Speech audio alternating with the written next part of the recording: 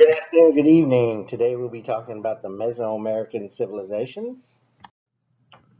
Don't forget, Friday we have a Google Meet at 2 p.m. on the Social Studies Google Meet. Okay, so Mesoamerican farmers moved their farms because the soil would wear out and could no longer support farming. So where is Mesoamerica? Well, that's what we call Central America today. It starts in Panama, goes all the way up through Mexico. Um, we think that Native Americans came to this continent um, between 15,000 and 40,000 years ago. Um, we have communities in Peru that go back 40,000 years. Um, we don't know how the Native Americans got here. Let me just say that.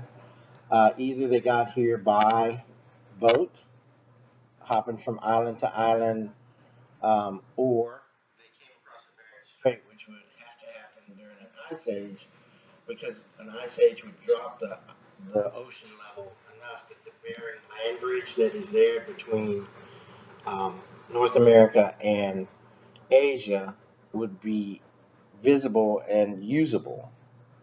Um, that theory is kind of not used anymore, but we're going to mention it because it's mentioned in the book, okay? And probably your high school teachers will mention it also. So I don't want you to go in there and say, "Oh, Mr. Baldwin said that's not good anymore." It it it came up in 1964, and the guy who even came up with the theory thinks maybe it wasn't a good theory after all. Okay, so what group are the first groups in Central America, and that's the Olmecs. And you see the giant head, and I put the picture of the people standing next to it to give you an idea of how huge these heads are. They're about 8 to 10 feet tall. What happened was there was a farmer who was plowing his field and he ran into a stone, so he figured he'd dig the stone out. He kept digging and digging and digging until he found this huge head. Well, of course, the Mexican government said, "Hey, we can't have." So they started searching around, and they dug up a bunch of heads. And so we know almost nothing about these people. Okay, just to let you know, the word Olmec means mother civilization. That's what the word Olmec means. Okay, so they used what was called slash and burn technique. So they would go to a forest, burn it down, and then plant their crops there. And the ashes from the burned trees provided fertilizer for the crops. But of course, that you can't keep burned trees every year if you burn them down. So they had to constantly move. By the way, that slash and burn technology is still being used in India.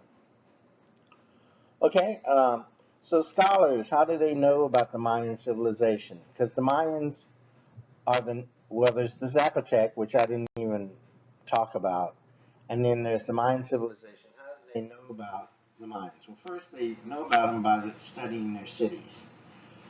If you ever get to go to Merida, which is down in Mexico, near Yucatan, near Acapulco, you'll see these gigantic cities and these pyramids and all this, um, and they're overgrown with vines and grass and all that. They're not like kept the way they were back then.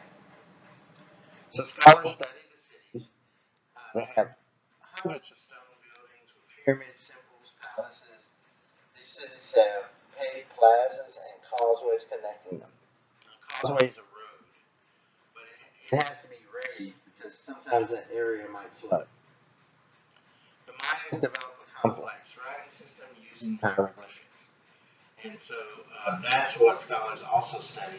But we don't have too many of those books left because the Spanish burned a lot of them when they conquered the remaining Mayans. Mayans were excellent astronomers. They came up with a 365-day calendar. They have a complex number system with the concept of zero. I talked about the buildings they built, these huge stone buildings. And those stones had to be hand carved and they have to be muscled into position because they don't have oxen or anything else that they could use to move those stones. And of course, they have beautiful armor. So the Mayans had three social groups. They were the nobles, the middle class, and the commoners. The nobles included kings, priests, and high officials. In fact, everybody who was a high official, everybody who was king had to be a priest at one time because it was believed that the priest could talk to God. The nobles controlled the land where corn was grown. So that's how they controlled the lower classes because they controlled the corn. Corn was the main food crop for the Mayans. The middle class was low-ranking officials, soldiers, and scribes. The commoners raised the crops, and farming was the center of their economy. Okay, so what's daily life like? Well, they traded.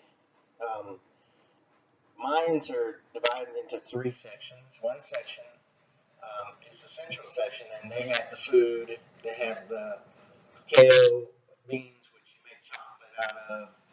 Um, they had the cotton, which you make cloth out of. The northern tribes or groups, they had feathers, they had jade, um, and they have this black stone that's really shiny. Um, so they had that. That's what they traded. And then the people that lived near the coast, they traded salt and fish. Mayans had city states. Each city state was run by a king. The kingship was inherited from father to son. They went to war to control trade routes and for captives. Mayan religion was based on nature. They believed their gods controlled the forces of nature and that their priests could talk to the gods. The temples were built on the top of pyramids. They also believed in human sacrifice. And the people they sacrificed were slaves, captives, and a lot of times children. So the Mayans kind of deteriorate from 800 to 1000 AD. The Mayan civilization began to crumble. It was thought that warfare and drought may have caused this downfall.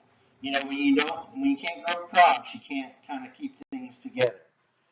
And then the final groups that were in the north were conquered by the Spanish in 1600. So our question for today, our CNN question is, how much of the ocean is not mapped?